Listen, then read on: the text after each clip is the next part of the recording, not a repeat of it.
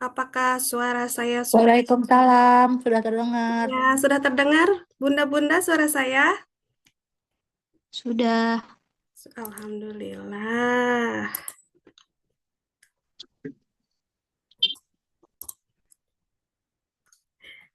Baik Bunda, sesuai dengan acara kita pada malam hari ini, kita mulai acara di pukul 18.30 dan insya Allah nanti akan ada break Isya di pukul 19 pas ya Bun ya. Nanti kita akan bergabung lagi di pukul 19:15. Kita sapa dulu nih ibu-ibu. Selamat datang dan selamat malam bunda-bunda hebat yang sudah bergabung di Zoom hari ini.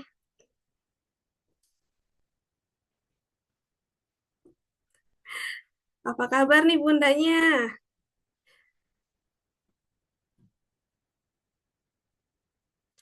Waalaikumsalam. Kabar baik.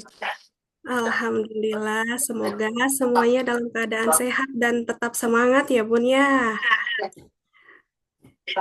Sebelumnya tak kenal maka tak sayang nih. Apakah sebelumnya bunda ada yang sudah pernah melihat saya atau kenal saya, terutama yang sering periksa atau pernah periksa ke klinik Jasmine?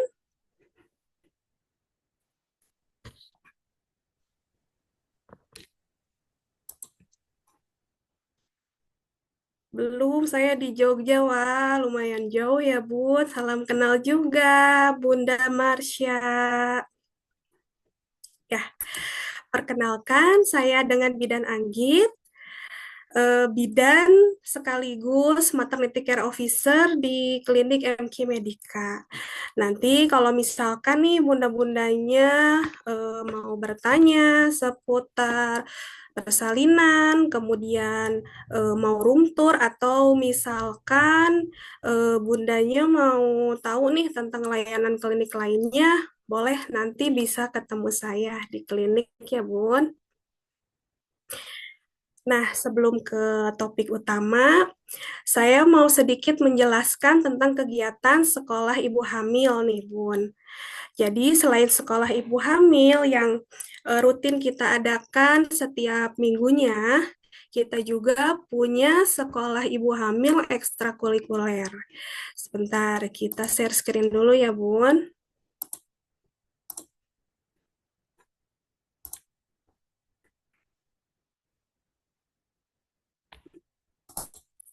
Sip.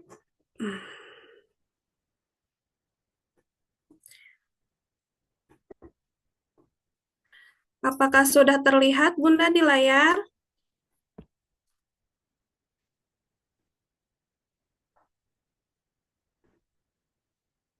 Sudah, Mbak. Sudah ya.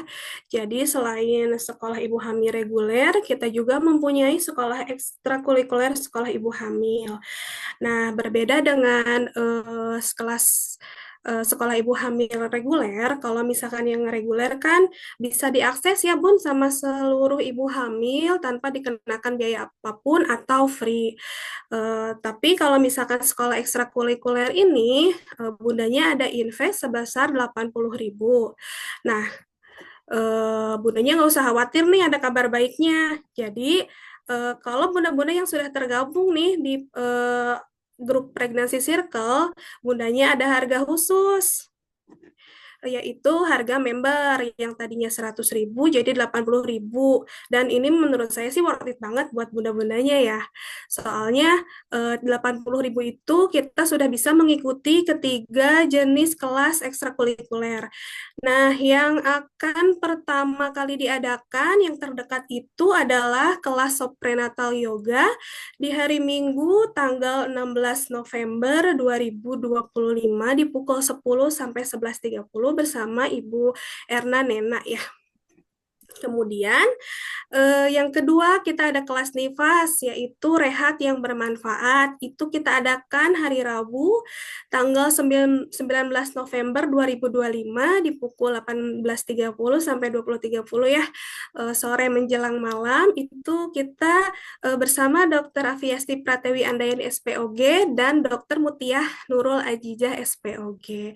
Dan yang terakhir, kita akan ada sekolah ibu hamil ekstrakurikuler itu newborn class. Nah, yang mana newborn class ini kita akan ada 3 pertemuan nih. Yang kelas pertama itu diadakan tanggal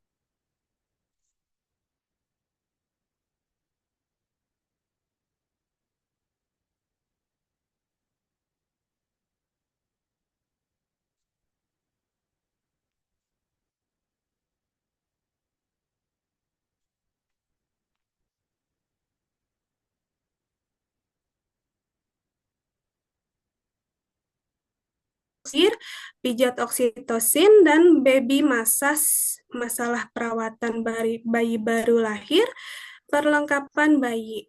Nah, ini penting banget nih buat Bunda ikutin ya. Oke. Gimana Bunda? Bunda mau ikutan nggak nih?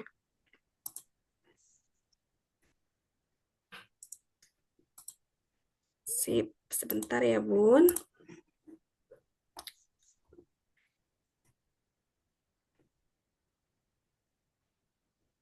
Suaranya hilang sebentar. Sudah terdengar belum Bunda? Suara saya? Terdengar. Sudah. Sudah ya. Mungkin tadi sinyalnya kurang bagus. Nah, spesial banget nih hari ini, Bunda. Untuk malam ini, pertemuan pertama pada kelas trimester 3 ya, di batch 2. Yang mana mungkin di trimester 3 ini Bundanya trimester yang menurut saya penuh perjuangan, kemudian makin deg-degan, gelisah, tapi momen yang ditunggu-tunggu juga nih Bun ya, karena kita akan bertemu dengan dedek bayi. Benar nggak Bun? Nah, cocok banget nih Bun. Untuk tema pada malam hari ini kita akan belajar mengenai nih persalinan aman, nyaman, dan tenang. Bagi bunda-bunda yang memang belum tahu nih di trimester 3 tuh saya sudah mempersiapkan apa ya sebelum persalinan. Kemudian nanti pendamping persalinannya mau siapa ya, mau siapa aja.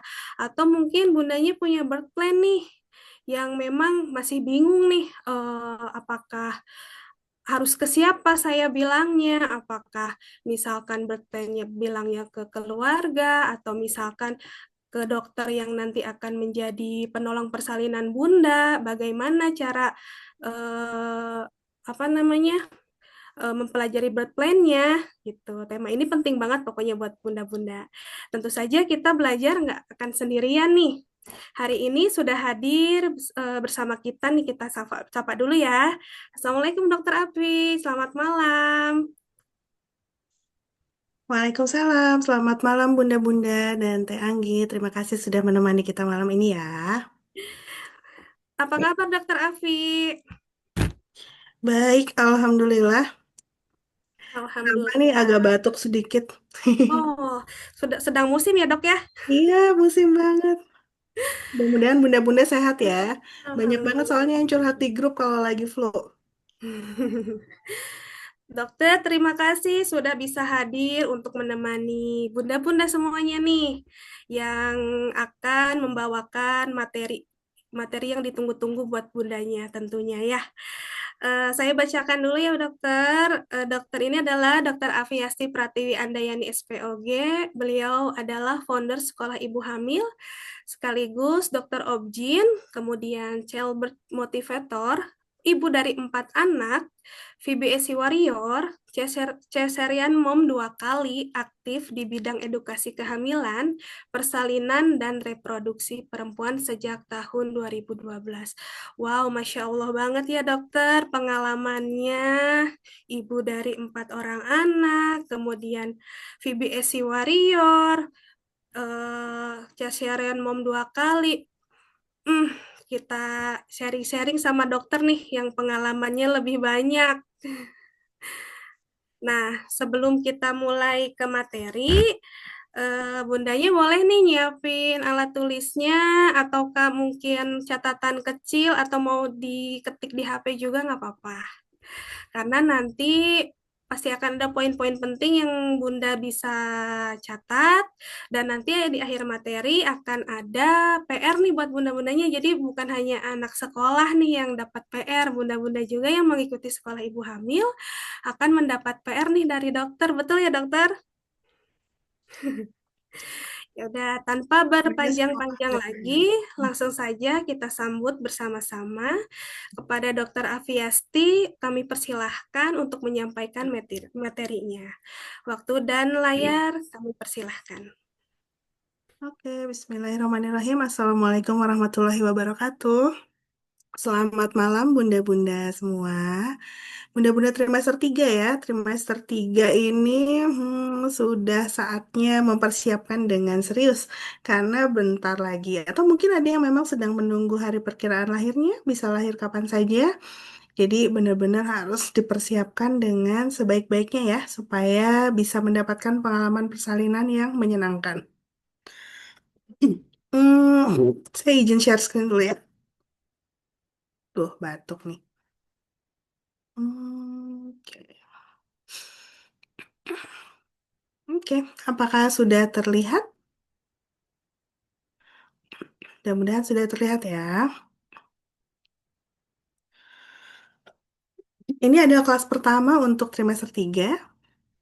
Tajuk kita malam ini adalah persalinan yang aman, nyaman, dan tenang. Mungkin untuk bunda-bunda yang saat ini sedang menanti persalinan, pastinya masing-masing memiliki bayangan dan harapan tentang persalinan yang akan dihadapi nanti. Mungkin ada yang sudah pernah bersalin sebelumnya, karena ini adalah kehamilan kedua dan seterusnya, atau baru akan menghadapi persalinan di kehamilan yang sekarang. Saya rasa sih setiap persalinan itu pasti rasanya deg-degannya sama kok. Mau pertama kali, kedua kali, ketiga kali, atau lebih dari tiga itu deg-degannya sama banget. Kenapa? Karena setiap kehamilan itu pasti ada pengalaman yang berbeda. Baik dari kondisi kita sebagai ibu, kondisi fisik ya misalnya, atau kondisi mental, dan bagaimana juga pengalaman kita selama hamil. Kondisi janin kita juga mungkin akan mempengaruhi bagaimana kita memilih nanti metode persalinan yang paling tepat dan paling baik untuk kita dan bayi.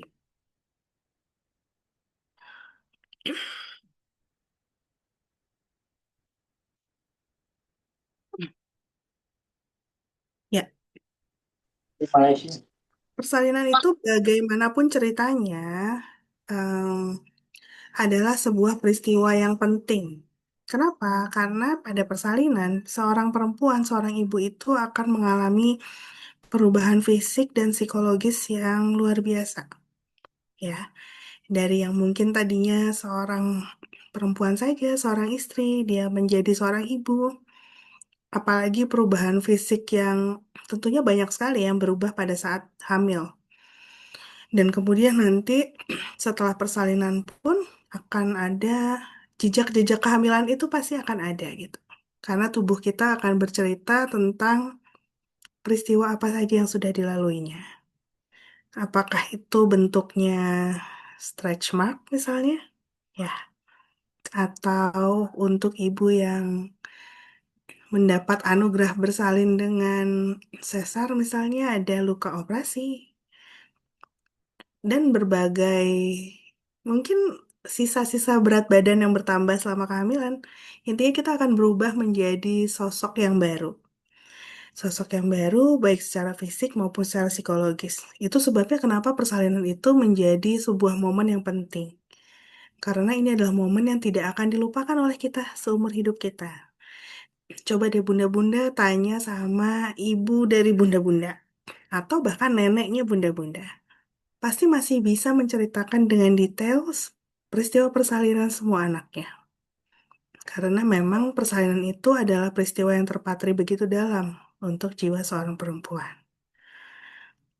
Ya, dan apapun cerita kehamilannya, persalinan itu akan memaksa perempuan untuk keluar dari zona nyaman. Supaya dia bisa tumbuh, supaya dia bisa berubah menjadi sosok baru yang berbeda. Karena kan tidak semua kehamilan itu kadang diharapkan ya. Tapi kehamilan itu sendiri adalah sebuah jalan yang tidak memiliki tempat untuk kembali. Jadi kalau misalnya kita sudah hamil ya cepat atau lambat kita harus bersalin, ya nggak sih?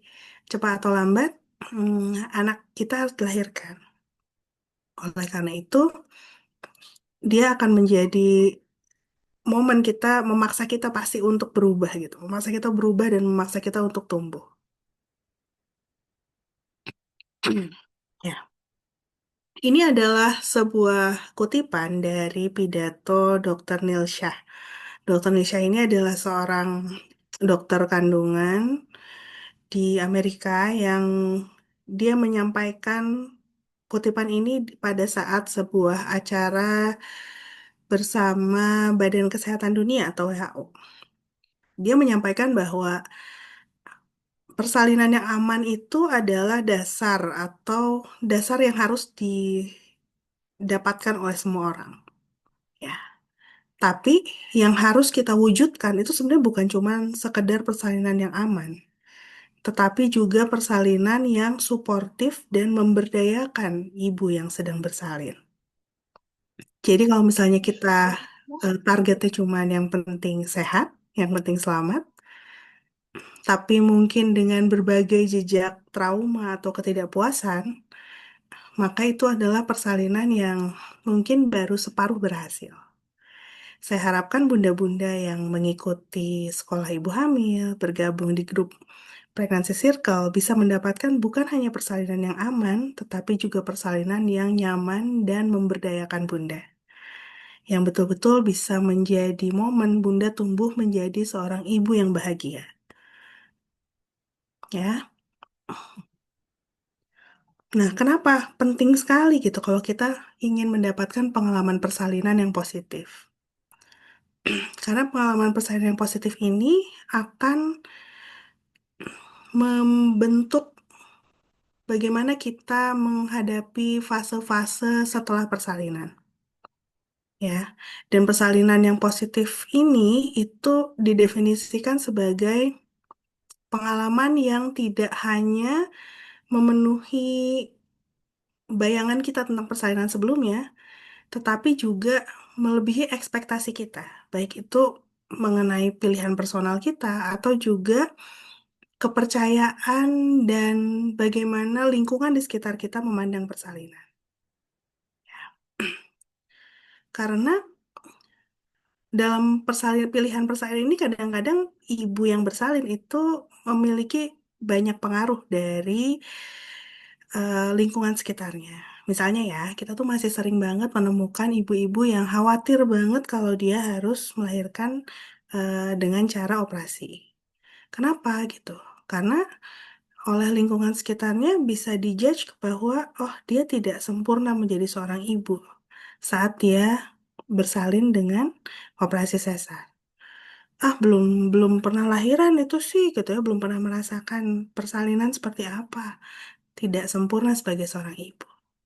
Ya, ada kultur-kultur dan budaya yang masih mencap seperti itu. Atau bahkan ada juga yang berpikir bahwa eh, memilih operasi sesar itu lebih baik gitu.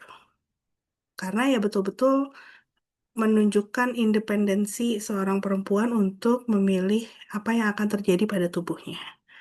Ya, misalnya saya tidak mau lahiran normal atau lahiran per vaginam karena nanti bisa merusak organ kewanitaan saya gitu ya. Jadi kadang-kadang itu atau saya tidak mau merasakan nyeri saat persalinan gitu. Maka saya memilih untuk sesar aja. Takut banget gitu mau lahiran, saya takut sekali mau lahiran. Ya, jadi harapan ibu tentang persalinannya itu dipengaruhi oleh banyak faktor. Bukan hanya yang berasal dari dirinya sendiri, tapi juga seringkali adalah faktor yang berasal dari luar.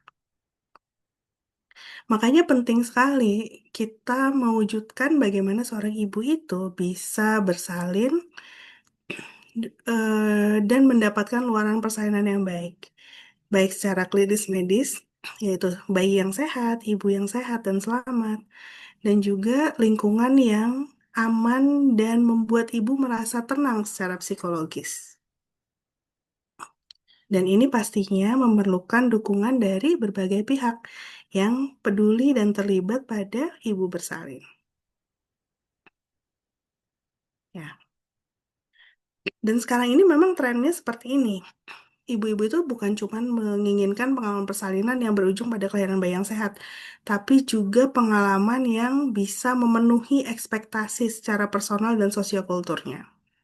Jadi bukan lagi cuma asal sehat, asal selamat, tapi bagaimana pengalaman persalinan itu bisa memuaskan, minim trauma, baik secara fisik maupun psikologis untuk ibu dan keluarga. Ya, tapi sayangnya saat ini didapatkan bahwa 10-30% ibu itu masih melaporkan mereka memiliki pengalaman yang negatif saat bersalin. Dan 20-48% ibu yang bersalin itu masih bilang bahwa mereka mengalami trauma saat bersalin. Nah, dua hal ini, pengalaman yang negatif dan pengalaman mengalami trauma saat persalinan, tentunya ini akan meningkatkan ketakutan ibu menghadapi kehamilan dan persalinan. Akhirnya ada ibu-ibu yang kapok nggak mau hamil dan bersalin lagi. Atau bahkan eh, ketakutan untuk menghadapi kehamilan dan persalinan ini justru dialami bukan hanya oleh ibu yang pernah mengalami persalinan, tapi juga bahkan oleh perempuan yang belum pernah mengalami kehamilan dan persalinan. Jadi Nanti mungkin kan kita punya adik-adik kita gitu ya, gadis-gadis yang udah memutuskan untuk saya nggak mau bersalin gitu, saya takut untuk hamil dan bersalin. Padahal hamil dan bersalin itu adalah hal yang harus.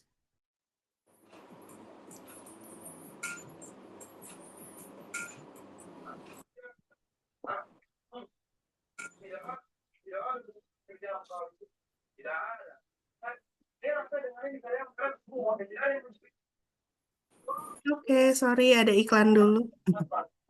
Biasa anak-anak. Oke. Nah, ini menyebabkan post-traumatic stress disorder juga. Jadi bagaimana ibu itu betul-betul takut dan khawatir menghadapi dan akhirnya meningkatkan kemungkinan terjadinya persalinan sesar yang sebenarnya tidak diperlukan. Jadi orang akhirnya memilih daripada bersalin per vaginam atau daripada mencoba mulus-mulus dan akhirnya sakit banget, akhirnya memilih untuk melakukan operasi sesar. Padahal operasi sesar itu memiliki risiko bahkan mungkin bisa 10 kali lipat lebih tinggi baik untuk ibu maupun untuk bayi dibandingkan dengan persalinan normal. Dan pastinya trauma saat persalinan ini akan mempengaruhi bagaimana kondisi ibu setelah bersalin. Mengalami depresi postpartum, lalu menurunkan keberhasilan menyusui, dan pastinya menghambat ikatan antara ibu dan bayi.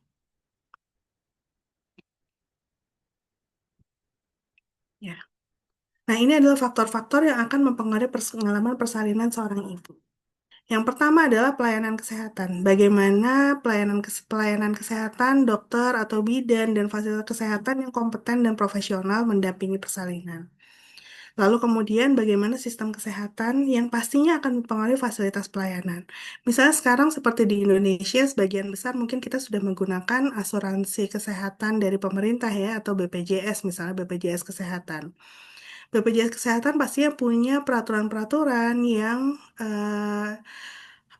harus diikuti dan mengikat gitu untuk kita sebagai peserta maupun sebagai penyedia layanan kesehatan. Kalau sekarang kan kadang-kadang bunda-bunda suka bertanya, Dok bisa nggak sih kalau kita bersalin normal di rumah sakit gitu ya? Apakah persalinan normal hanya bisa dilakukan di fase satu gitu? Atau di tempat bidan saja? Nah, ini adalah bukti bahwa sistem kesehatan itu akan mempengaruhi bagaimana fasilitas pelayanan dan akhirnya mempengaruhi apakah ibu akan bisa mendapatkan pengalaman persalinan yang positif atau tidak. Lalu kemudian pengalaman ibu saat menerima asuhan. Jadi, pada saat nanti kita memilih siapa yang akan mendampingi persalinan kita, tentu kita harus bisa memilih pendamping persalinan yang memiliki visi dan misi yang sama dengan Bunda. Ya, jadi memegang filosofi yang sama. Misalnya, makanya kenapa sekarang gitu ya, ibu-ibu sering banget bertanya, ini dokternya pro normal nggak ya, gitu ya. Atau kalau saya mau VBAC, dokternya pro VBAC nggak ya gitu. Itu kan makanya menjadi pertanyaan yang penting gitu. Kenapa? Karena kita akan mencari provider kesehatan yang memiliki filosofi dan nilai yang sama sehingga bisa mewujudkan keinginan kita. Lalu kemudian yang terakhir adalah bagaimana ibu bisa mendapatkan emotional support pada saat proses persalinan. Apakah ini bentuknya komunikasi yang efektif dan bisa membantu ibu mengungkapkan keinginan dan kebutuhannya, dan juga membantu ibu dan keluarga untuk bisa melakukan pengambilan keputusan yang baik dan tepat pada saat dibutuhkan. Nah, salah satu yang ingin dicapai oleh kita semua saat mengikuti sekolah ibu hamil atau mengikuti komunitas pregnancy circle adalah di sini gitu. Bagaimana bunda-bunda dan keluarga itu bisa punya pengetahuan yang cukup mengenai kehamilan dan persalinan sehingga akhirnya bisa memilih dan memilah eh, apa saja pilihan-pilihan yang bunda dan keluarga miliki selama menjalani kehamilan dan nanti menjalani proses persalinan dan pada akhirnya kita bisa sama-sama mengambil keputusan yang tepat.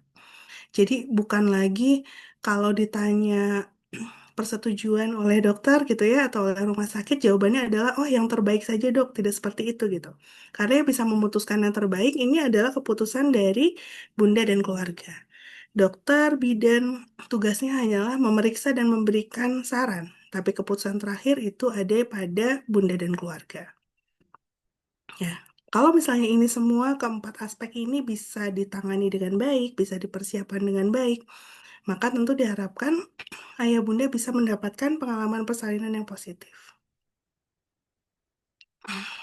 Oke, ini sepertinya sudah hampir jam 7 malam ya.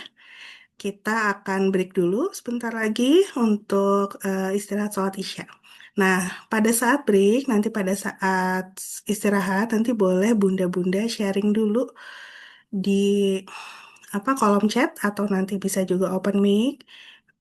Apa sih pengalaman persalinan atau bagaimana bunda memandang persalinan? Atau gampangnya gini deh, tulis 3 kata yang menurut Bunda bisa menggambarkan persalinan.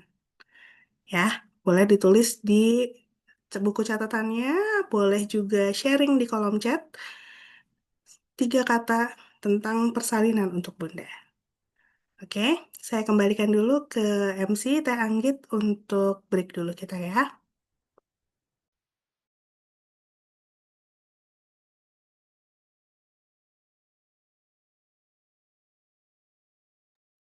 Teh Anggit, punten suaranya belum keluar sayang.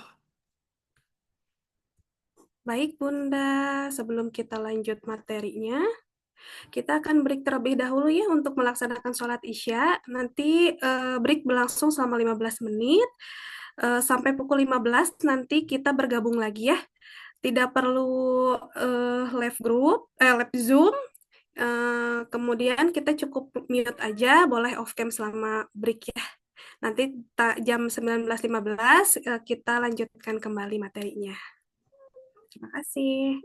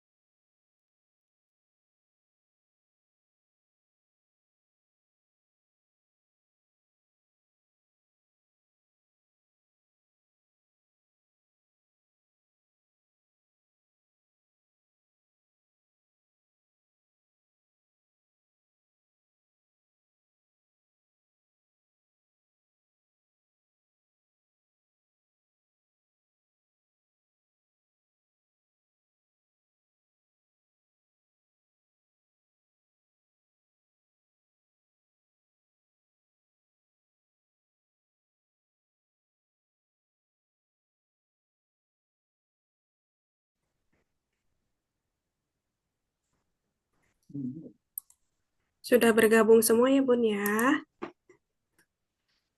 Baik, kita lanjutkan ya materi pada malam hari ini.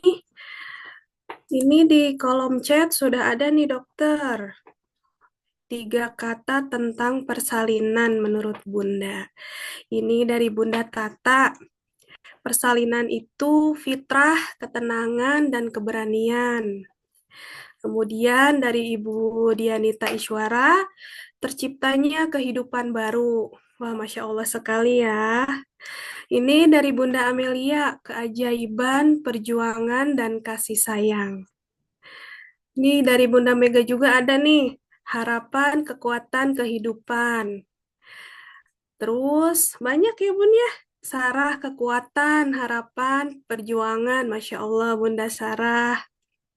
Kemudian ini Ibu Firta ada perjalanan spiritual, fitrah, dan anugerah. Masya Allah.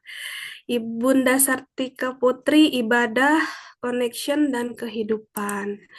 Masya Allah sekali 3 kata-katanya nih. Dokter, gimana tanggapannya dari dokter?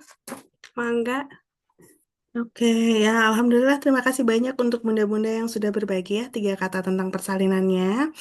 Untuk yang lain mungkin masih merenung apa kata-kata ajaib ya untuk persalinan. Oke, di sini banyak sekali yang bilang bahwa persalinan itu adalah sebuah perjuangan. Ya benar banget sih, persalinan itu adalah perjuangan. Dulu saya kalau lagi mau menjelang persalinan, saya punya kutipan untuk diri saya sendiri. Saya selalu bilang menjelang persalinan itu adalah menanti jihadku, merindu syahidku. Ya, karena ya kita akan menanti sebuah momen di mana kita ya harus berjihad, berusaha dengan sungguh-sungguh. Karena pada saat persalinan itu satu-satunya orang yang tidak bisa digantikan perannya itu adalah ibu yang akan bersalin, ya kan? Kalau dokter atau bidannya bisa digantiin, pendampingnya pasti bisa berganti juga. Tapi kalau untuk ibu yang bersalin tentu harus berjuang betul-betul berjuang sendiri di situ. Kemudian ya merindu syahidku kita nggak pernah tahu apakah kita bisa melalui persaingan itu dengan baik gitu. Apakah itu akan menjadi tugas terakhir kita dalam kehidupan? Ya kan? Kita nggak pernah tahu gitu. Karena memang bisa dibilang bersalin itu ya bertaruh nyawa gitu. Apalagi setelah saya menjadi dokter obgyn ya. Betul-betul dalam perjalanannya kita melihat banyak sekali ibu yang akhirnya harus selesai di dunia gitu. Untuk menjalani persalinan.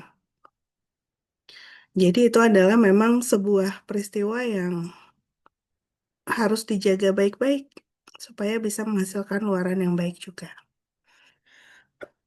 Oke, mari kita lanjutkan supaya kita bisa mewujudkan persalinan impiannya bunda-bunda ya. Saya lanjut share screen lagi ya.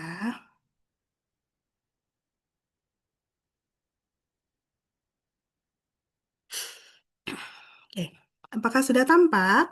Kelihatan ya? Ya. Nah, sekarang kita sudah tahu bahwa kita punya keinginan untuk mewujudkan persalinan yang positif ya, pengalaman persalinan yang positif. Nah, gimana nih caranya? Apa langkah awal yang harus kita persiapkan bersama? Untuk bunda-bunda yang akan bersalin, ini adalah langkah pertama yang harus bunda lakukan, yaitu membangun tim pendukung persalinan. Ya, apa sih dok tim pendukung persalinan itu?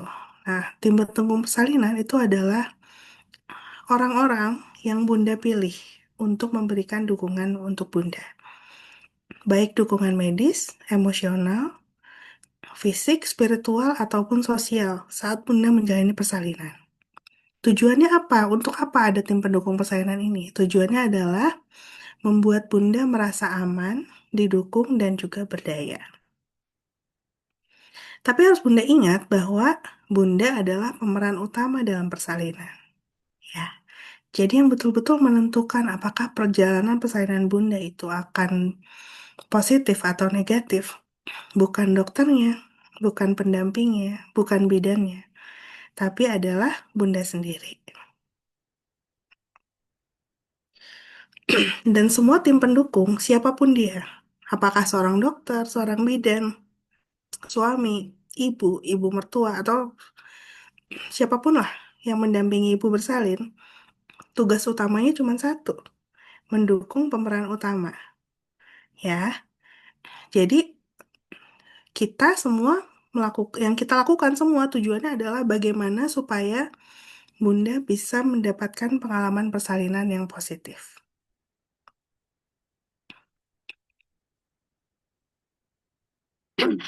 Ya, gimana caranya kita bisa membentuk tim persalinan kita? Langkah pertama adalah tentukan tim intinya Bunda. Tim inti Bunda itu siapa saja? Satu, pendamping utama. Ini biasanya pasangan atau keluarga dekat ya. Kalau misalnya yang terpenting adalah orang ini adalah orang yang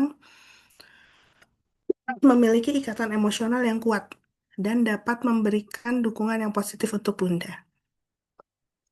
Jadi, betul-betul bisa memberikan dukungan emosional yang konstan selama persalinan. Karena kan persalinan itu nggak kayak di sinetron yang mungkin 5 menit selesai. Bisa jadi mungkin berjam-jam, berhari-hari.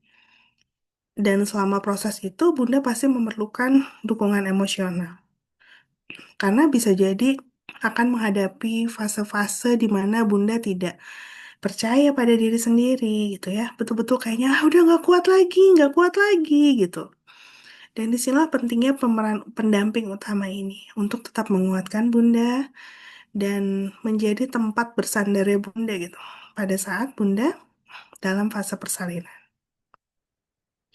Kemudian tugas dari pendamping utama ini juga adalah menjadi penghubung dengan tenaga medis dan juga keluarga.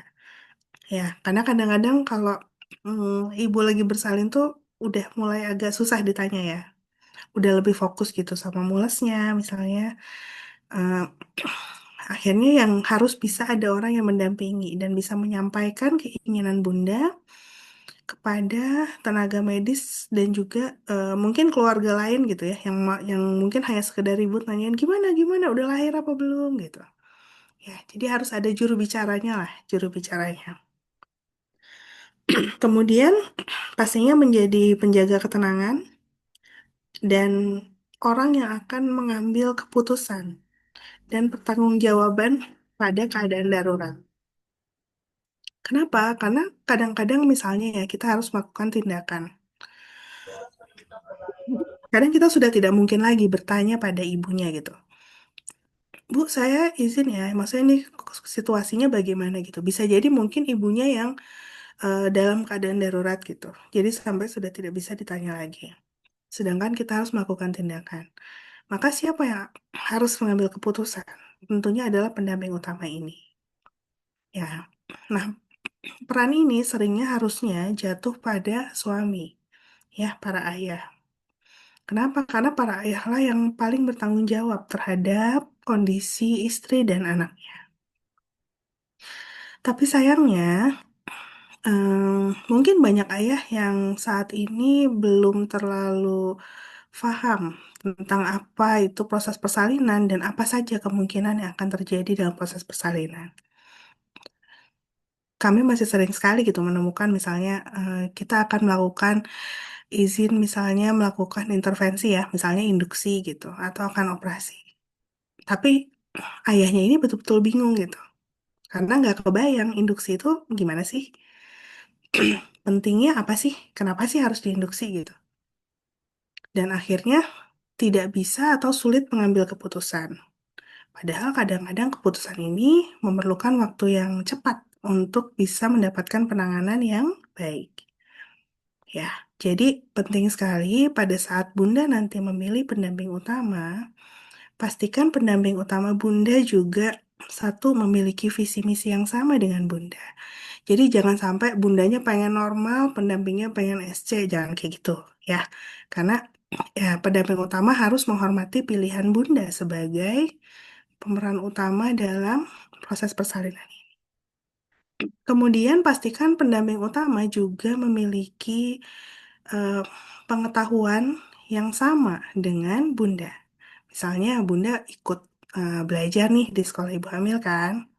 Nah, nanti semua hal yang Bunda pelajari di sekolah ibu hamil ini jangan lupa untuk disampaikan juga kepada pendamping utamanya.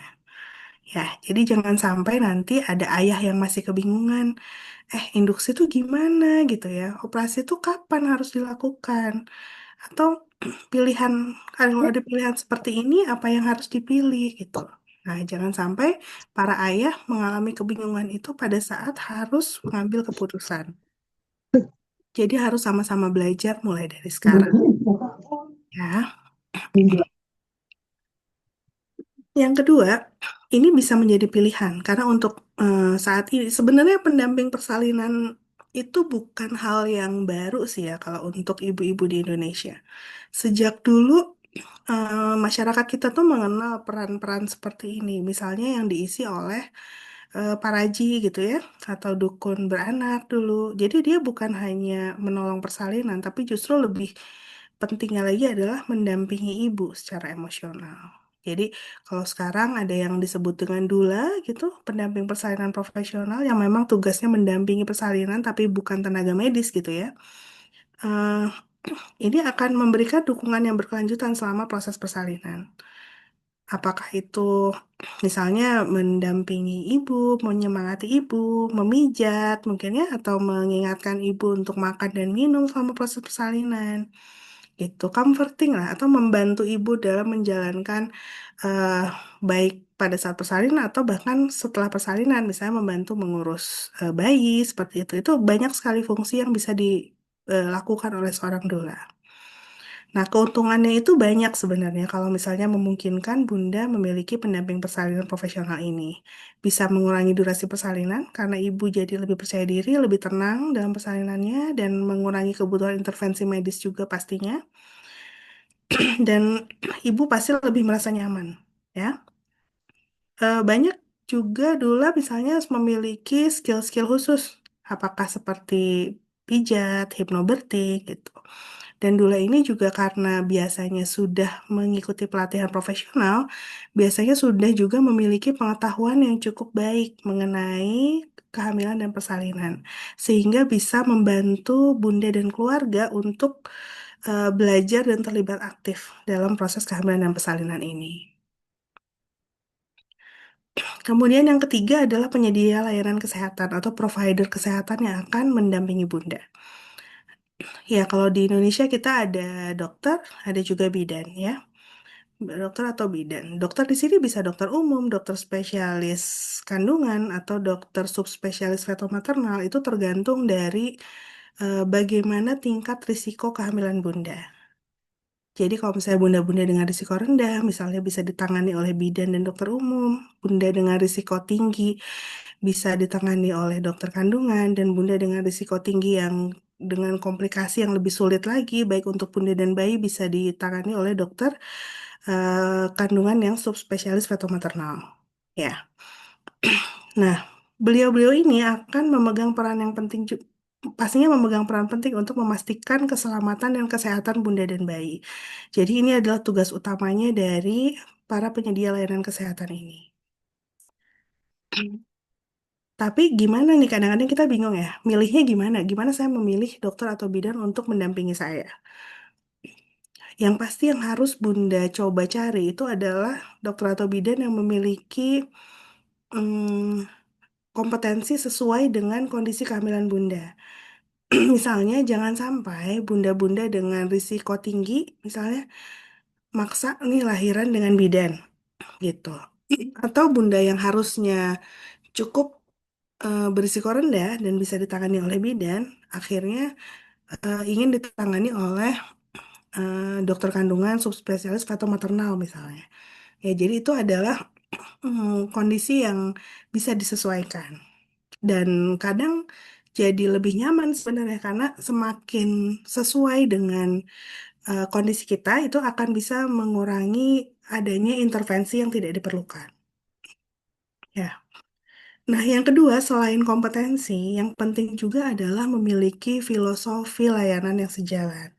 Tadi bisa menghormati keinginan Bunda Ya itu makanya kenapa sekarang ada pilihan pro normal, pro sesar kayak gitu ya. Ya itu karena memang kembali pada filosofi praktek masing-masing tenaga kesehatannya.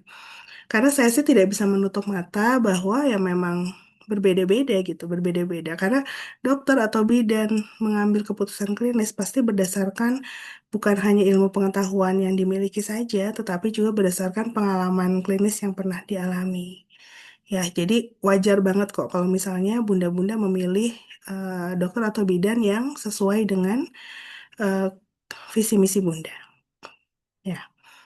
Dan nggak ada salahnya kita mencoba mencari ya beberapa provider gitu. Oke bang, oke aja gitu. Dan kalaupun misalnya kita risiko rendah dengan bidan, tapi kita juga harus punya cadangan. Kalau misalnya ternyata diperlukan rujukan, saya harus dirujuk kemana dan dengan dokter siapa. Itu jauh lebih baik bila ada rencana seperti itu. Karena nanti bila diperlukan kita tinggal langsung eksekusi. Jadi nggak pakai bingung-bingung lagi milih kemana dan dengan siapa.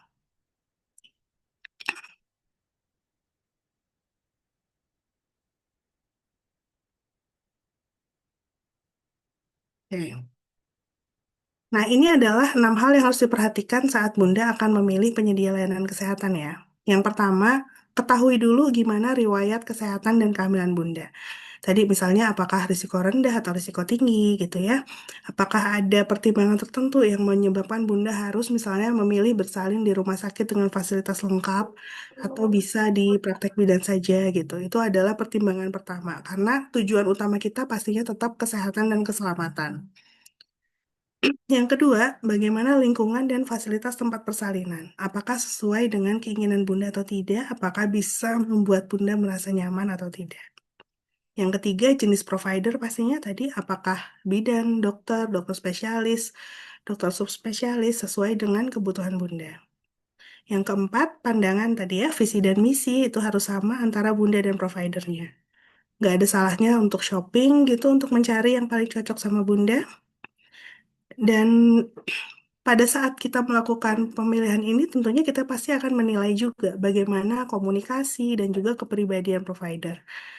Karena yang namanya kenyamanan gitu ya, atau misalnya eh srek nggak srek itu kan emang cocok-cocokan. Jadi ya memang harus dicari gitu, jodohnya gimana ya. Dan tentunya juga ditanyakan juga ke vaskesnya, ada kebijakan atau aturan tertentu nggak mengenai prosedur yang akan dilakukan? Apakah sesuai atau tidak dengan bayangan Bunda? Misalnya ada yang ingin gimana ini prosedurnya misalnya kalau mau bersalin normal di rumah sakit bisa atau tidak gitu ya. Itu adalah hal yang harus ditanyakan supaya nanti tidak menimbulkan kebingungan atau kekecewaan kalau ternyata yang Bunda inginkan tidak dapat dilakukan. Nah, setelah Bunda nanti menentukan tim inti dan mengetahui eh, pendamping persalinan Bunda itu siapa, langkah kedua tentunya adalah Bunda harus bisa mengkomunikasikan rencana dan harapan Bunda kepada tim inti Bunda. Ya, karena komunikasi yang baik itu adalah kunci keberhasilan tim ini. Sebaiknya Bunda membuat rencana kelahiran atau disebut juga dengan birth plan. Ya, dan kemudian birth plan ini nanti didiskusikan dengan seluruh anggota tim, baik pendamping utama, pendamping profesional yang mungkin Bunda rekrut, atau kemudian juga penyedia layanannya. Kenapa? Karena ini akan bantu untuk kita sama-sama tahu tujuannya apa dan ya paling penting kita tahu harapannya Bunda itu apa. Karena kembali kembali lagi Bunda adalah pemeran utama dalam proses persalinan ini. Kita semua mah figuran yang tugasnya membantu Bunda mewujudkan keinginan Bunda. Kalau bisa lakukan pertemuan atau diskusi bersama. Kalau memungkinkan, kita kenalin dulu tuh semua anggota tim satu sama lain, supaya ada rasa kebersamaan dan juga pastinya koordinasi yang lebih baik. Dan juga selain plan A gitu, kita harus siapkan juga plan B-nya. Bagaimana skenario bila eh, ada hal yang tidak sesuai harapan kita. Ya, karena kalau seperti ini kita akan punya pemahaman yang sama dan bila diperlukan itu akan mengurangi kepanikan. dan semua orang itu bisa bekerja sesuai dengan porsinya masing-masing dengan lebih baik dan efektif untuk mendukung eh, persalinan Bunda. Nah, selanjutnya setelah kita semua sudah sama-sama tahu apa rencananya, bagaimana harapannya, nah, selanjutnya adalah bagaimana menumbuhkan rasa kepercayaan itu. Ya, rasa kepercayaan. Karena selain Bunda harus percaya pada provider yang akan menolong Bunda, bahkan kami pun sebagai dokter, sebagai bidan harus menumbuhkan kepercayaan juga kepada pasien yang akan kami tolong. Ya, karena ya kadangkala kita kan juga menilai ya bagaimana pasien kita gitu. Wah, kayaknya manja nih misalnya gitu ya. Itu yang sering banget nih kita pikirin nih. Gitu. Atau wah insya Allah bisalah ini mah kuat gitu. Udah paham gitu. Itu akan berbeda gitu. Saat rasa saling percaya ini tumbuh, pasti ke depannya akan lebih mudah kita bisa sama-sama melangkah. Dan sekali lagi, ingat lagi bahwa tim ini ada untuk Bunda. Ya, kemudian, tapi kepercayaan ini juga kita harus tetap bisa fleksibel sekaligus fokus sebenarnya. Karena ya tadi persaingan itu banyak sisi yang mungkin bisa saja terjadi gitu. Yang tadinya tidak kita bayangkan akan terjadi, sesuatu yang tidak kita harapkan akan terjadi, tapi ternyata bisa terjadi. Maka kalau kita menemukan sebuah hambatan atau masalah, kita harus bisa beradaptasi dan kita harus bisa berubah rencana sesuai dengan kondisi yang kita hadapi tanpa meninggalkan prinsip dasar. Ya, jadi prinsip dasarnya adalah bagaimana kita bisa mendukung dan memastikan Bunda mendapatkan pilihan yang terbaik yang bisa dilakukan sesuai dengan kondisi Bunda.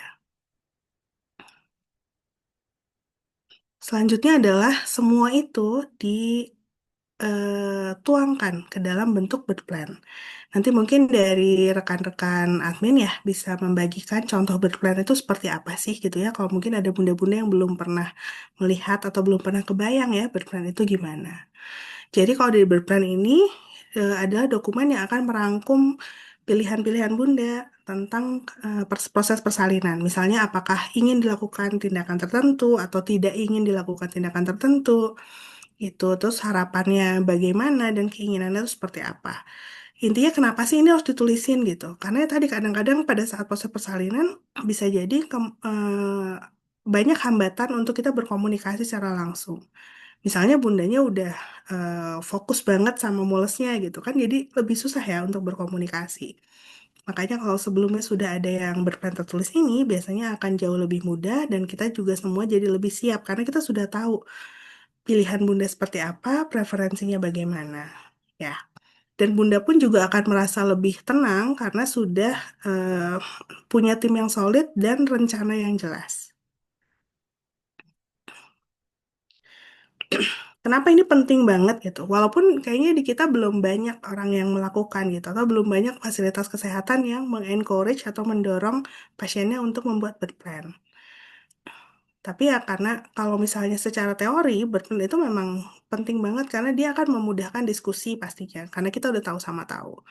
Terus memberdayakan Bunda juga, karena dalam proses penyusunan berplan, Bunda akhirnya akan terpaksa untuk mempelajari berbagai pilihan. Apa saja yang mungkin akan terjadi selama proses persalinan, dan opsi apa saja yang bisa Bunda pilih untuk bisa mendapatkan persalinan yang Bunda inginkan. Dan karena semua opsi ini berasal dari pilihan Bunda, maka Bunda akan merasa lebih puas dan lebih berdaya gitu. Karena merasa, oke, ini terjadi karena keinginan saya gitu. Dan itu akan sangat-sangat-sangat mengurangi trauma. Sehingga akhirnya bisa meningkatkan pengalaman persalinan yang positif untuk Bunda. Bahkan ya, walaupun nih dari pengalaman-pengalaman orang yang menggunakan birth plan gitu ya, yang sudah membuat birth plan, walaupun pada akhirnya proses persalinannya itu tidak sesuai dengan apa yang diharapkan, tapi karena dalam prosesnya dia sudah belajar, mempelajari, dan akhirnya memilih pilihan yang dia percaya dan ketahui itu adalah terbaik untuk dia, walaupun itu tidak sesuai rencana awal, tetap akan merasakan kepuasan dan tidak mengalami trauma tentang pilihan itu. Karena betul-betul sadar kenapa saya harus menjalani proses ini.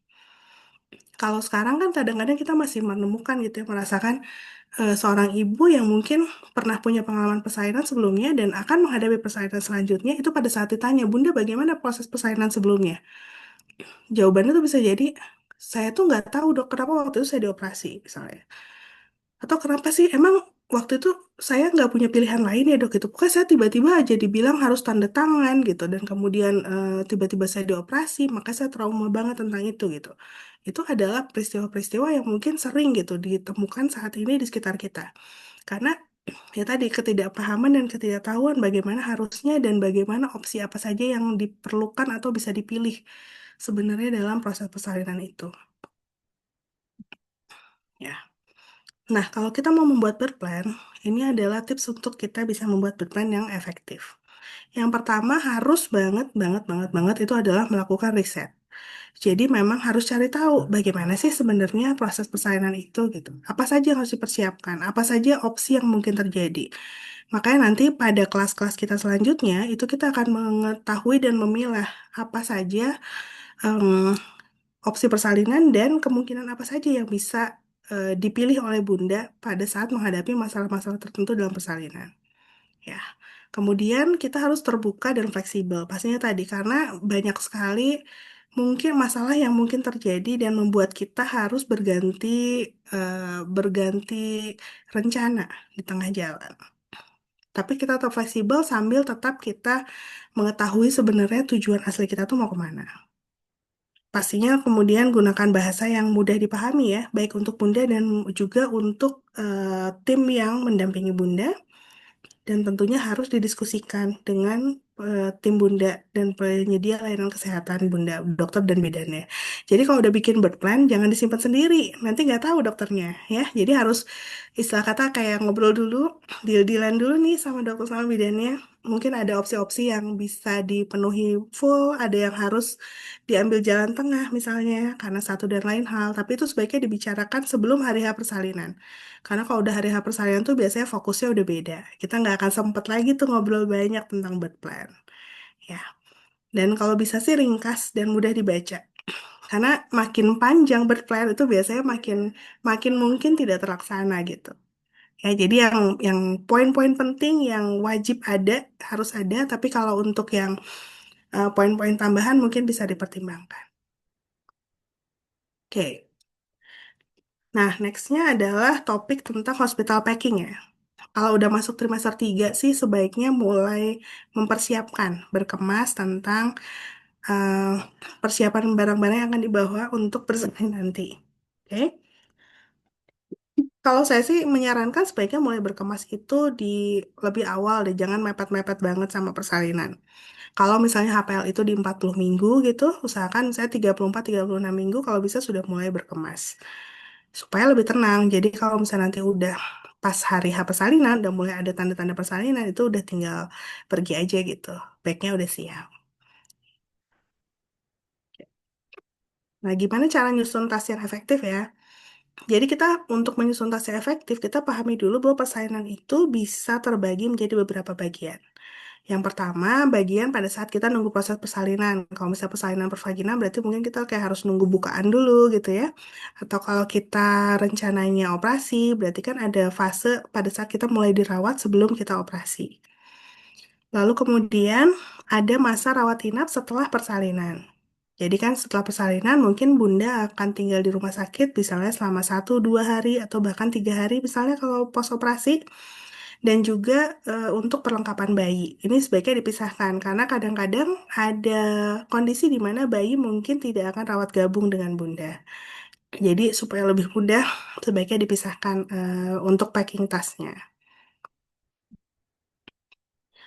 Nah, ini adalah tas yang pertama, tas untuk proses persalinan. Sebaiknya sih yang kecil dan mudah dibawa.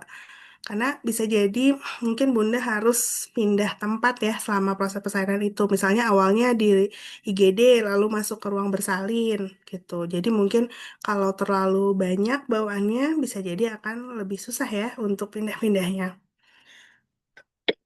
Yang pertama dan nggak boleh ketinggalan itu adalah dokumen dan benda-benda penting. Jadi administrasi itu sebaiknya dipersiapkan dimasukin ke dalam tas. Untuk bunda-bunda yang seringnya ini menjadi masalah kalau pengantin baru ya. Jadi kadang-kadang kakaknya tuh belum bersatu. Nah ini sebaiknya sambil menunggu persalinan itu kakak sudah dalam satu kakak suami dan istri. Supaya mudah nanti untuk proses pengurusan untuk identitas bayinya.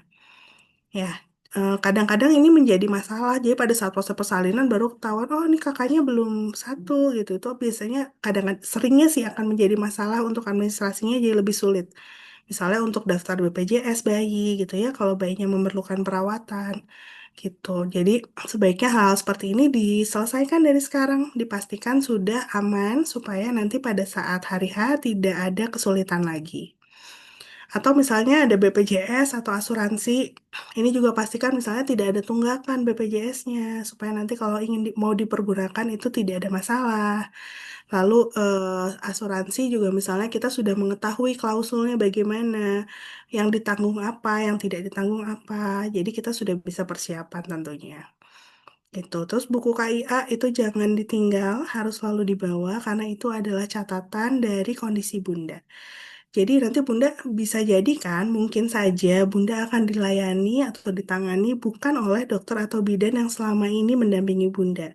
Jadi catatan ini menjadi sangat penting supaya dokter atau bidan yang mendampingi persalinan itu akan bisa mengetahui sejarah kesehatannya seperti apa. Jadi akan bisa mengambil keputusan yang tepat untuk Bunda.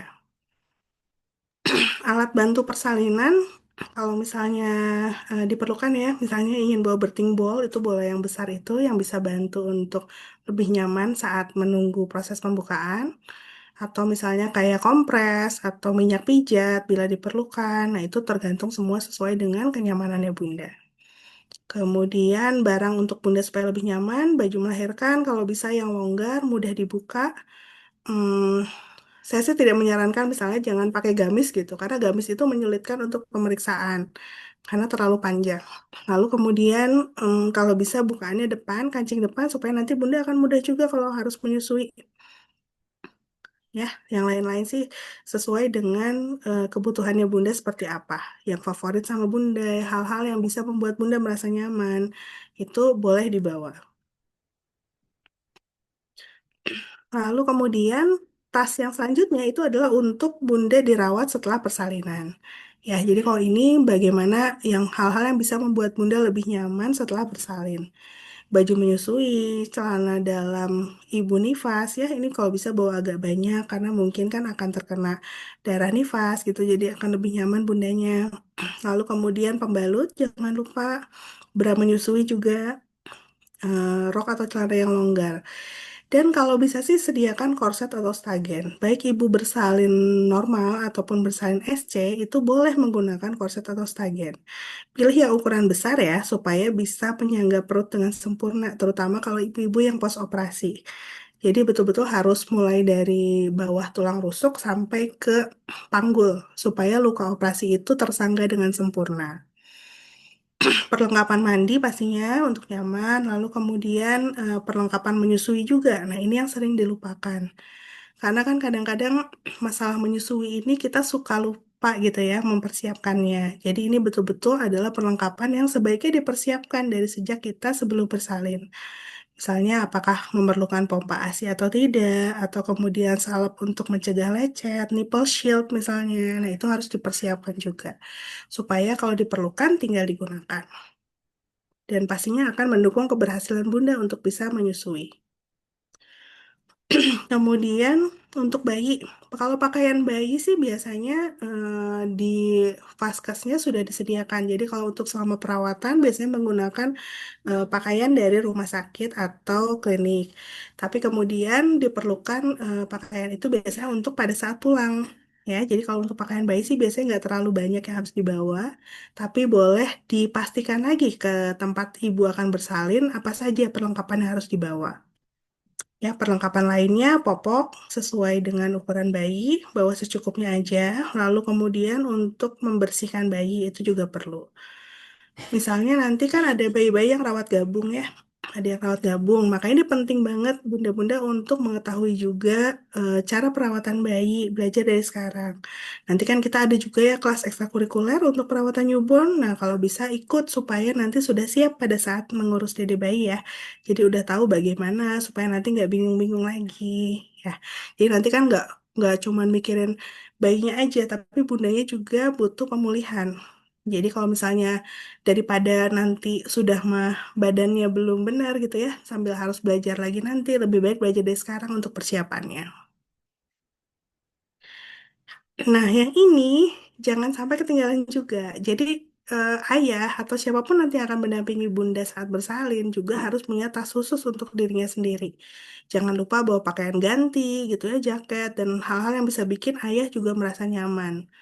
Jadi jangan sampai nanti pas lagi seru-serunya ayahnya izin pulang gitu. Kenapa? Karena nggak bawa baju ganti gitu. Jadi ini adalah hal yang harus dipersiapkan juga. Jangan lupa ya para ayah.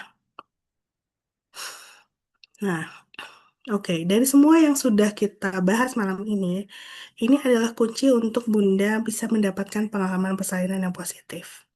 Yang pertama, bangun rasa aman dan percaya diri pada Bunda. Gimana caranya? Tadi, bangun tim yang baik untuk mendukung Bunda. Dan percaya diri ini biasanya datang dari pengetahuan yang cukup. Jadi saya sih apresiasi banget untuk bunda-bunda yang mau belajar bareng-bareng malam ini ya dan mengikuti kelas-kelas persiapan persalinan. Itu tuh adalah modal modal dasar banget untuk bunda bisa lebih percaya diri menghadapi persalinan. Kemudian bunda harus bisa merasa didukung dan dihormati. Karena ya bunda adalah pemeran utama ya di persalinan. Bunda tuh ratunya persalinan ini. Jadi semua yang lain itu tugasnya adalah mendukung bunda. Jadi kalau ada yang bunda rasakan vibes-nya negatif gitu, malah membuat bunda jadi merasa tidak dihormati, kalau bisa dihempaskan, hempaskan. Jangan nambah-nambah pikiran pada saat persalinan. Ya. Kemudian kemampuan bunda untuk memegang kendali. Tadi salah satunya adalah dengan punya riset dulu, punya pengetahuan dulu, lalu kemudian membuat berplan itu akan membantu bunda lebih merasa memegang kendali dalam persalinan. Lalu tentunya semua itu adalah tujuannya gimana Bunda bisa memiliki luaran persalinan yang baik, ibu dan bayi yang sehat, minim trauma, dan juga merasa persalinannya itu adalah pengalaman yang menyenangkan. Dan ujungnya lagi ini adalah akan menjadi kepuasan pribadi. Saat Bunda merasa ini menjadi sebuah pengalaman yang berharga, pengalaman yang menyenangkan, pengalaman yang membahagiakan, pastinya ini akan membantu Bunda bertransformasi dalam proses bertransformasi dari seorang perempuan menjadi seorang ibu itu akan lebih baik dan lebih nyaman. Oke. Ya, ini tipsnya pertama, edukasi dan persiapan pastinya ya. Jadi sekali lagi apresiasi banget kalau buat bunda-bunda yang sudah meluangkan waktu untuk mau belajar bareng. Lalu kemudian yang kedua persiapan mental. Kalau kita sudah punya pengetahuan yang cukup, insya Allah kita juga secara psikologis, secara mental pasti akan lebih siap. Yang ketiga, jangan lupa bangun sistem pendukung karena bunda tidak sendirian, ya. Baik dari keluarga, dari dokter dan bidan yang mendampingi bunda, dan juga manfaatkan banget komunitas yang saat ini bunda sudah bergabung di dalamnya. Ya kan kerasa banget kan sebenarnya kita bisa saling sharing gitu ya, saling bertanya, saling belajar dari pengalaman teman-teman kita yang saat ini sama-sama sedang hamil dan mempersiapkan persalinan. Itu akan sangat membantu Bunda. Lalu kemudian ungkapkan apa yang menjadi pilihan Bunda, apa bagaimana harapan Bunda, bagaimana impian Bunda. Ketakutan Bunda itu diungkapkan. Ya, jadi kalau merasa ada hal yang membuat Bunda merasa takut, hal yang membuat Bunda merasa khawatir, jangan lupa untuk mengungkapkan itu. Jangan takut untuk mengungkapkan, baik kepada orang terdekat kita atau misalnya pada saat melakukan pemeriksaan kehamilan gitu ya, diungkapkan kepada dokter dan bidannya. Kenapa? Karena di situ kita akan bisa mendapatkan satu insight gitu ya, kayak, oh sebenarnya ketakutan saya itu harusnya tidak terjadi gitu ya. Atau bagaimana? Yang paling penting adalah saat kita punya ketakutan, kita punya kekhawatiran yang harus dilakukan adalah sebenarnya ada mencari strategi gimana caranya supaya kita bisa menaklukkan ketakutan itu gitu dan membuktikan bahwa kekhawatiran kita itu tidak berdasar gitu ya atau misalnya adalah hal yang tidak perlu kita overthinking jadinya tentang itu. Ya. Yang kelima, fokus pada perawatan yang sesuai dengan situasi dan kebutuhan. Jadi kenali betul kebutuhannya Bunda, bagaimana kondisi Bunda sekarang, sehingga kita bisa membuat strategi yang terbaik sesuai dengan kondisi Bunda. Setiap ibu tuh pasti berbeda. Ada yang memerlukan perawatan A, ada yang memerlukan perawatan B. Kita tidak perlu silau dengan, oh orang lain kok gini, kok saya gini gitu ya, kok berbeda. Karena memang setiap ibu punya kebutuhan yang khusus dan sesuai dengan dirinya sendiri. Jadi kita nggak perlu apa ya, kayak banyak kebandingin lah ya dengan orang-orang lain atau dengan pengalaman orang lain. Nggak perlu banyak kebandingin, kita membangun pengalaman kita sendiri gitu. Karena itu akan sesuai dengan situasi dan kebutuhan kita. Oke. Ya, sekian materi kita malam hari ini. Karena ini sekolah, sedikit banyak ada PR yang mungkin saya ingin bunda-bunda kerjakan ya sebelum kita bertemu lagi nanti di kelas selanjutnya 2 minggu lagi. Yang pertama, coba buat list hospital packingnya, mulai disiapin apa namanya barang-barang yang perlu dibawa. Nanti kalau misalnya ada yang ingin ditanyakan atau ingin didiskusikan, bisa banget kita diskusi di grup kita ya. Lalu kemudian yang kedua, cobalah mulai merancang birth plan. Nanti kita akan memberikan contoh birth plan yang bisa menjadi acuan bunda-bunda mungkin untuk merancang birth plan sendiri. Dan ini sama juga kalau misalnya ada hal yang ingin ditanyakan, itu bisa banget kita ngobrol di grup sebelum nanti bunda membawa rancangan birth plan ini ketemu dengan tim bunda. Oke? Jadi mudah-mudahan nanti pada saat kelas yang kedua kita sudah semua bunda sudah bisa membuat list hospital packingnya dan juga sudah bisa membuat plan. Oke, terima kasih. Sampai jumpa lagi ya di kelas sekolah ibu hamil selanjutnya. Assalamualaikum warahmatullahi wabarakatuh. Waalaikumsalam warahmatullahi wabarakatuh. Wah, luar biasa sekali ya materi yang disampaikan Dokter Afi ini. Terima kasih banyak dokter untuk penjelasannya yang sangat informatif dan sangat menenangkan. Nah, selanjutnya ini adalah sesi yang mungkin sangat ditunggu-tunggu Bunda nih. Sesi tanya jawab. Di kolom chat sudah ada yang bertanya. Permisi, dokter, usia dari Bunda Bunga ya. Permisi bertanya dok, usia kandungan 30 minggu, tinggi rahim 20 cm, apa itu normal?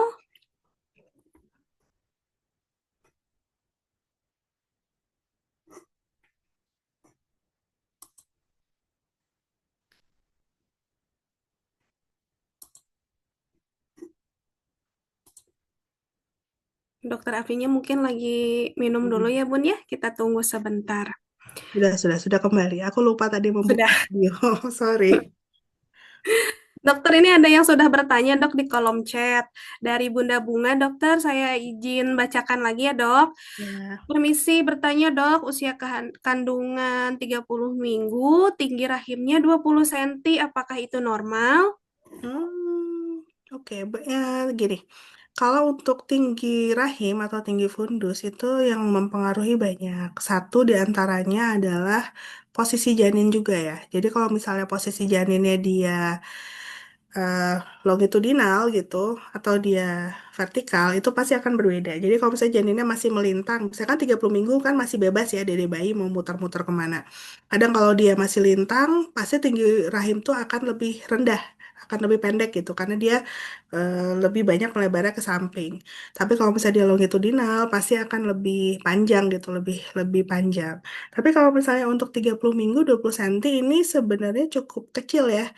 Jadi coba diukur kembali berapa gitu. Baiknya sih kontrol ulang untuk memastikan berapa tinggi rahimnya. Itu diukurnya dari tulang kemaluan, dari simfisis sampai ke puncak rahim atau fundus gitu. Kalau 30 minggu itu ya harusnya setidaknya di berapa ya? 28 gitu, 28 cm, di atas 28 cm biasanya ya untuk berat janin yang normal dan juga posisi janin longitudinal. Kalau misalnya tadi dia masih lintang, mungkin akan bisa lebih kecil. Jadi sebaiknya dikonfirmasi lagi ukuran tinggi fundusnya, apakah sesuai usia kehamilan atau tidak, dan kemudian dikonfirmasi lagi dengan kalau bisa dengan USG supaya memastikan berat badan janinnya cukup sesuai dengan usia kehamilan. Baik dokter, terima kasih. Berarti untuk tinggi rahim 20 cm itu harus kita evaluasi lagi ya untuk kontrol selanjutnya ya. Betul ya dok ya? Ya, kemudian ini ada yang bertanya lagi dok dari Bunda Utami, izin bertanya. Kalau riwayat anemia HB 8,2 dan lilanya 22,5, apakah termasuk risiko tinggi dan perlu melahirkan di RS atau cukup di klinik saja dok? Gimana nih dok? Oke, untuk ibu hamil trimester 3 HB 8,2 ini termasuk rendah ya. Termasuk anemia.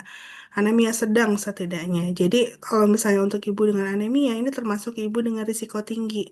Apalagi kalau penyebab anemianya belum diketahui.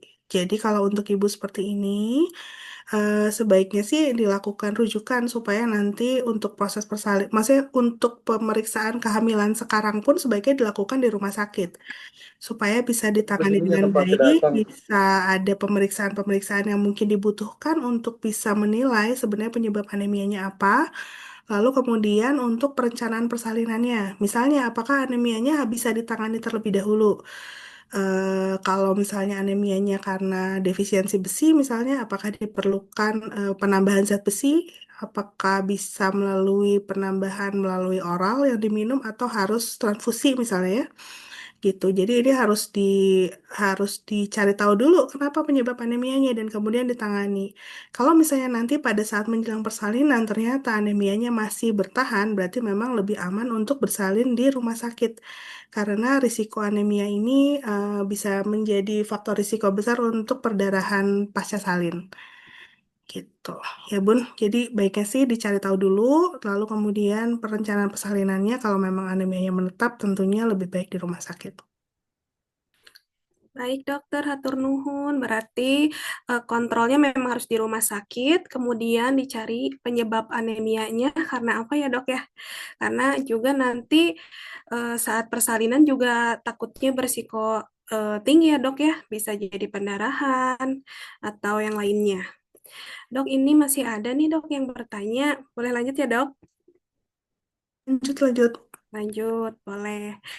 Izin bertanya dok, di trimester 3 sakit rasa pegal telapak kaki apakah masih aman dok? Dari Bunda Risa Salimatul. Oke. Pegal di telapak kaki ini penyebabnya bisa macam-macam. Ya, tapi yang paling sering sih memang karena ada peradangan di jaringan-jaringan yang ada di kaki ya, baik otot ataupun jaringan ikat yang ada di kaki. Penyebabnya apa? Satu paling sering sih karena peningkatan berat badan ibu selama kehamilan. Karena kan kalau berat badan meningkat berarti otomatis kaki kita bekerja lebih keras ya, menopang beban yang lebih berat gitu. Apalagi ditambah misalnya aktivitas mungkin yang masih banyak harus berdiri atau harus berjalan itu kadang akan menambah beban ini juga lebih besar. Dan kemudian yang lain kadang yang menyebabkan mungkin pilihan alas kaki yang belum pas gitu ya, misalnya kurang empuk atau ganjalannya kurang gitu. Atau terlalu sempit karena biasanya ibu hamil ini memang kadang-kadang ada yang naik tuh ukuran sepatunya bisa naik satu gitu ya dibandingkan sepatu yang biasa digunakan sebelum hamil gitu. Nah, jadi kalau misalnya pegel ini ya wajar banget. Tapi ya sebaiknya kita cari tahu dulu juga kenapa pegel ini bisa terjadi gitu. Kalau misalnya memang karena ada proses peradangan, apakah ada terapi yang perlu diberikan atau tidak. Lalu kemudian dijaga juga bagaimana eh, lifestyle-nya dalam artian ada olahraga peregangan gitu ya untuk telapak kaki sehingga mengurangi bengkak, melancarkan aliran darah juga dan juga pastinya pilihan alas kaki yang nyaman untuk ibu hamil. Misalnya harus beda ukuran kah atau misalnya bentuknya tertentu yang tidak mengikat gitu. Itu akan sangat membantu sih Bu. Ya, jadi kalau pertanyaannya masih aman atau tidak, bisa aman, bisa enggak, tergantung hasilnya, tergantung penyebabnya apa. Tapi kalau keluhan ini tidak menetap dan kemudian bisa berkurang dengan misalnya rendam air hangat gitu atau dikasih pijat ringan bisa berkurang, ya insya Allah itu masih perubahan yang fisiologis sih, maksudnya dalam artian aman lah gitu untuk kehamilan ini, gitu Bun. Baik, terima kasih. Mudah-mudahan masih aman ya dok. Ini Bunda Risa. Kemudian ini dok nih ada yang menarik nih. Dok izin bertanya dari Bunda Dila. Apakah delay cord clamping dan lotus bird itu sama? Apa manfaat dan risikonya, serta apakah ada syarat tertentu saat akan melakukan kedua hal tersebut? Gimana, Dok? Oke, jadi kalau delay cord clamping itu adalah kita menunda pemotongan tali pusat. Berapa lama? Ini berbeda-beda, tapi yang dianjurkan setidaknya itu dilakukan penundaan sedikitnya 1 sampai 2 menit setelah bayi lahir. Loh kok cepet banget dok gitu? Sebenarnya kebiasaan dokter atau bidan itu memotong lebih cepat lagi. Kadang kita 30 detik atau 10 detik bahkan sudah kita potong dari saat bayi lahir. Ya, jadi itu kebiasaan zaman dulu tuh sebelum dilakukan penelitian mengenai manfaat dari delay cord clamping ini. Jadi kalau sekarang setidaknya direkomendasikan itu penundaan 1 sampai 2 menit setelah bayi lahir baru dipotong tali pusatnya. Gitu, itu setidaknya seperti itu. Apakah kita boleh menunda lebih lama? Oke aja, nggak masalah. Karena sebenarnya tanpa kita klaim pun, tali pusat itu akan punya mekanisme mengklaim dirinya sendiri. Jadi tali pusat itu kan sebenarnya adalah pembuluh darah ya, pembuluh darah. Kalau yang normal dia ada 2 arteri dan 1 vena di dalam tali pusat itu. Dan pembuluh darah ini dia dikelilingi oleh sejenis substansi seperti jelly gitu ya, seperti jelly, namanya Wharton jelly yang mengisi tali pusat itu. Nah, pada saat nanti bayi sudah lahir, Wharton jelly ini dia secara alami dan perlahan dia akan mengembang dan menjepit pembuluh darah yang ada di dalam tali pusat. Jadi sebenarnya kalau kita nggak ngeklaim pun, tali pusat itu akan mengklaim dirinya sendiri gitu. Setelah semua darah yang ada di plasenta itu masuk kembali ke yang punya ya, yaitu bayi. Jadi darah di plasenta itu adalah punyanya bayi. Hmm, ada sebuah penelitian yang menyebutkan bahwa pada saat bayi lahir itu sebenarnya sekitar 30% darahnya bayi itu masih ada di plasenta. Makanya kalau kita terlalu cepat melakukan pengguntingan tali pusat, ini darah yang ada di plasenta belum kembali ke bayi. Nah, ini berisiko menyebabkan terjadinya anemia pada bayi, terutama pada 6 bulan awal kehidupannya. Ya, jadi makanya kenapa delay cord clamping itu adalah sebuah praktek yang saat ini disarankan. Nah, berapa lama sih emang itu darah dari plasenta bisa balik lagi ke bayi? Ya tadi penelitiannya dalam 2 menit saja sebenarnya sudah cukup. Gitu. Jadi sudah cukup untuk memastikan darah di plasenta itu kembali ke bayi. Tapi kalau misalnya kita mau menunda lebih lama pun, misalnya sampai tali pusat tidak berdenyut, misalnya atau sampai plasenta lahir, oke aja sih selama tidak ada kondisi yang menyebabkan kita harus segera melakukan tindakan pada bayi. Misalnya bayi yang memerlukan resusitasi pada saat lahir gitu ya. Kan kalau resusitasi berarti kita harus lakukan tindakan pada bayi. Mungkin kalau bayinya masih nempel di plasenta agak sulit untuk melakukan tindakan resusitasinya seperti itu. Jadi oke aja gitu kalau kita mau melakukan delay cord clamping. Nah, terus sekarang perbedaannya apa dengan Lotus Bird? Kalau Lotus Bird itu kita betul-betul tidak menggunting tali pusat. Jadi kita membiarkan bayi dan plasenta tetap terhubung sampai nanti tali pusat itu puput sendiri. Ya, biasanya mungkin perlu waktu seminggu atau seminggu lebih gitu ya. Beberapa hari lah sampai beberapa minggu gitu. Nah, tapi tentunya plasenta ini kan sebenarnya adalah sebuah organ yang eh, tugasnya itu secara medis sih sekarang dinyatakan selesai setelah dia terlepas dari rahim. Karena kan plasenta itu fungsinya adalah menghubungkan antara janin dengan ibu ya, dengan rahim ibu gitu sebagai eh, apa namanya gerbangnya aliran darah, gerbangnya nutrisi, gerbangnya oksigen gitu. Jadi pada saat plasenta ini terlepas dari rahim ibu, ya harusnya tugasnya selesai gitu. Nah, karena dia tugasnya sudah selesai, seperti bagian tubuh kita yang lainnya, dia akan mengalami proses pembusukan. Dan proses pembusukan ini, kalau misalnya, ya karena kalau misalnya lotus bird dia masih terhubung ke bayi, berarti kan ada risiko. Mungkin bakteri atau em, zat-zat kimia organik lainnya misalnya yang muncul dari proses pembusukan plasenta ini bisa jadi merambat dan masuk ke bayi gitu. Makanya lotus bird ini masih menjadi kontroversi sih sebenarnya karena mungkin penelitiannya juga masih kurang dan kemudian kalau dibandingkan tadi dengan delay cord clamping 2 menit aja sebenarnya sudah bayi sudah mendapatkan manfaat yang cukup gitu kalau cuma hanya ingin transfer darah dari plasenta ke bayi. Jadi saat ini sih yang disarankan itu adalah cukup delay cord clamping 2 menit aja. Tapi kembali lagi itu adalah pilihan ya, karena pada budaya-budaya tertentu lotus bird ini adalah suatu hal yang mungkin bukan cuman ada masalah kesehatannya aja, tapi juga mengandung apa namanya nilai spiritual gitu. Jadi akhirnya balik lagi ke Bunda. Gitu Bunda. Mudah-mudahan cukup menjawab ya. Ya, tur nuhun dokter. Berarti yang saat ini disarankan dan sudah sering dilakukan itu yang penundaan pemotongan tali pusat ya, Dok? Ya betul teh. Jadi penundaan Kalau melalui pusat 1 sampai 2 menit setelah bayi lahir. baik dokter, berarti kalau misalkan yang Lotus Bird mah masih kontroversi ya dok ya. Jadi mungkin, tapi dulu kita pernah ya dok, ada yang persalinan Lotus Bird Terus ya dok, ada bisa tahun bisa berapa biasanya ya? itu bisa 2020 mungkin? ya pilihannya pilihan dari orang tua gitu. Kalau misalnya Ya, memang meminta dan ini ya kalau memang tidak ada masalah ya bisa saja difasilitasi gitu. Jadi dibicarakan saja dengan dokter atau bidan yang mendampingi ya. ya baik. Atur nuhun dokter. Ini ada yang nanya lagi. Dari Bunda Fabri, izin bertanya Bu Dok, untuk menyusun birth plan, sebelumnya persalinan pertama SC, apa saja faktor yang memungkinkan VBAC di persalinan kedua ini? Jarak persalinan pertama dan kedua itu 3 tahun. Nah, apa saja nih Dok?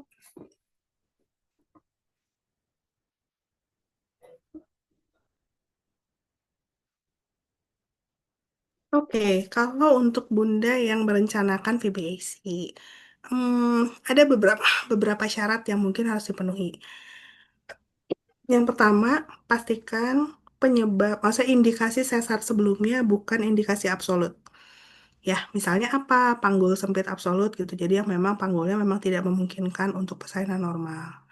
Atau misalnya masalah kesehatan pada ibu yang memang menyebabkan ibu tidak akan bisa mentoleransi persalinan normal. Ya, kalau atau misalnya ya masalah lain yang memang menetap gitu. Jadi dulu seperti itu, sekarang pun tetap seperti itu kemungkinan akan bisa menjadi indikasi yang menyebabkan kita tidak bisa merencanakan VBAC.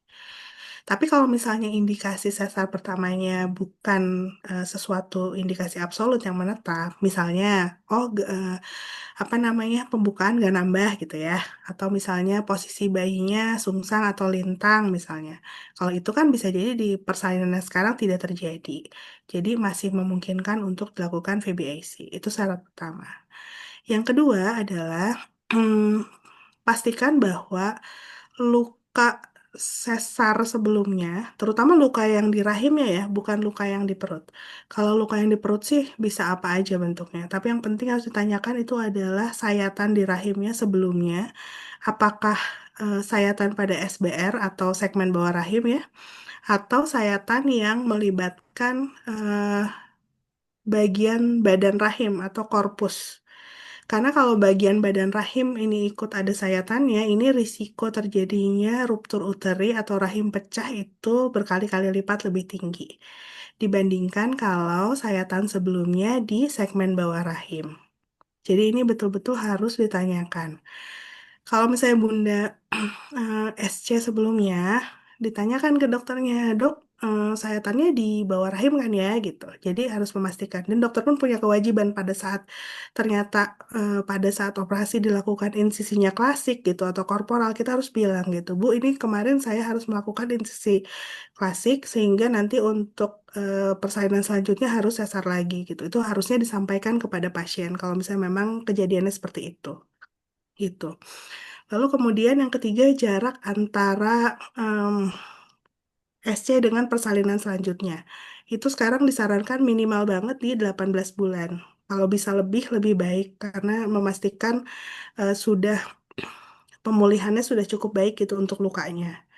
Gitu. Jadi setidaknya 3 syarat itu sih yang harus menjadi bahan pertimbangan kita pada saat kita merencanakan VBAC untuk persalinan setelah SC. Nah, kemudian pastinya untuk VBS itu harus ada persiapan-persiapan yang kita siapkan. Karena memang berbeda sih. Karena gini, kalau misalnya kita persalinan bukan bekas sesar, banyak bantuan yang bisa kita manfaatkan. Misalnya nih, kontraksi rahim gak bagus, kita bisa induksi, misalnya gitu ya. Kalau VBS itu kita betul-betul harus menunggu kontraksi alami. Dan kita nggak bisa nggak bisa banyak misalnya menambah intervensi supaya kontraksi itu lebih kuat karena bisa jadi akan membahayakan ibu. Jadi VBAC itu ya harus alamiah mungkin gitu ya. Dan biasanya memang kadang-kadang harus lebih sabar, apalagi kalau misalnya bunda belum pernah sama sekali melahirkan per vaginam sebelumnya. Jadi kan istilahnya kayak baru lahiran pertama gitu. Jadi kan butuh waktu lebih lama biasanya. Gitu. Jadi betul-betul kalau memang berencana VBAC, dipersiapkan fisiknya, dipersiapkan mentalnya, pilihan-pilihannya juga betul-betul eh, ditelaah dan diteliti lagi gitu supaya bisa membuat berplan yang baik. Dan pastinya pilih tempat persalinan yang bisa mendukung Bunda VBAC. Bukan cuma dokternya atau bidannya ACC ya, tapi juga syarat lainnya sih sebenarnya kalau kita mau melakukan persalinan VBAC harus di tempat fasilitas kesehatan yang mampu melakukan operasi sesar darurat. Operasi sesar darurat itu kalau bisa sesar kategori satu. Jadi kalau dari kita putuskan, oke ini harus sesar 30 menit itu sudah harus kita di meja operasi. Makanya tidak ideal kalau kita melakukan VBAC misalnya di klinik atau di praktek bidan itu nggak boleh. Jadi harus di rumah sakit. Ya, gitu Bun sayang. Baik, dokter hatur nuhun. Jadi masih memungkinkan saja ya dilakukan VBAC ya dok ya. Asal yang tadi syarat yang tadi, kemudian harus dilakukan di rumah sakit. Apabila misalkan nanti ada sesuatu, bisa langsung dioperasi lagi gitu ya dok ya di rumah sakit tersebut. Dok, ini ada yang menarik lagi nih dok nih dari Bunda Sylvia. Dok, berapa persen sih afirmasi positif atau mindset positif mempengaruhi keberhasilan persalinan? Oke, ini mungkin kalau dijawab secara penelitian belum banyak yang meneliti. Tapi yang pasti sih gini, saat kita berhasil merencanakan, atau gini, saat kita gagal merencanakan, kita sebenarnya sudah merencanakan kegagalan. Iya nggak sih? Jadi kalau misalnya kita bisa mulai dari rencana atau keyakinan yang positif, itu sebenarnya bisa dibilang setidaknya 50% kita sudah menuju keberhasilan. Ya, jadi dibandingkan kalau kita mulai dari negatif, ya pasti itu mah hasilnya pasti negatif gitu. Tapi kalau kita mulai dari yang positif, tentu kemungkinan untuk itu berhasil akan jadi lebih besar. Gitu, Bun. Jadi apapun yang terjadi, mulailah dulu dari yang positif. Baik dokter, hatur nuhun. Berarti afirmasi positif itu sangat penting ya dok. Kadang kalau misalkan kita udah berpikiran negatif, jadi suka kejadian juga ya dok ya. Makanya afirmasi positif itu penting banget. Baik, sepertinya nanti kalau misalkan masih ada yang bertanya mungkin tidak terjawab, boleh nanti dilanjutkan di grup ya. Ya dok ya, nanti kita lanjut. Eh, Alhamdulillah kita sudah di penghujung acara pada malam hari ini. Atur nuhun juga Dokter Afi yang sudah memberikan materinya. Kesimpulan yang bisa kita ambil untuk kelas malam ini adalah persalinan yang aman, nyaman, dan tenang bisa tercapai kalau Bunda siap secara fisik dan mental dan didukung juga oleh tim pendamping yang tepat serta punya komunikasi yang baik dengan tenaga kesehatan. Membuat berplan dan menyiapkan hospital packing lebih awal akan membantu para Bunda merasa lebih percaya diri dan terarah saat menghadapi hari persalinan. Juga jangan lupa untuk tetap semangat, tenang, dan selalu berpikir positif menjelang persalinan. Dan juga jangan lupa nanti dikerjakan juga PR-nya dari Dokter Afi ya, besok akan kita bahas bersama-sama ya dok. Kita akan bertemu lagi di Jumat pekan depan, di jam yang sama sebelum acara ini kita tutup, marilah kita membaca hamdalah bersama-sama. Alhamdulillahirabbil alamin. Terima kasih untuk Dokter Afi yang sudah memberikan ilmunya. Semoga menjadi amal jariah untuk Dokter Afi dan keluarga. Amin. Saya Anggit pamit pamit undur diri. Selamat malam. Selamat beristirahat, Bunda-bunda. Semoga semua ibu dan bayi selalu dalam lindungan Allah Subhanahu wa Ta'ala, diberikan kelancaran, kesehatan, dan kebahagiaan. Wassalamualaikum warahmatullahi wabarakatuh.